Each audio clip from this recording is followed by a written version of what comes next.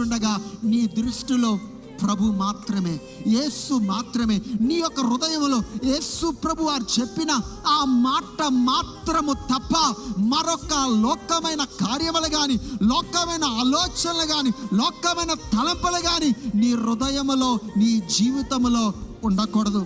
నిన్ను పిలిచినవాడు నమ్మదగినవాడు, నిన్ను పిలిచినవాడు నమ్మదగినవాడు గనక నీ కష్టములో ఆయన నీకు తోడై ఉంటాడు, నీ దుఃఖములో ఆయనకు తోడై ఉంటాడు.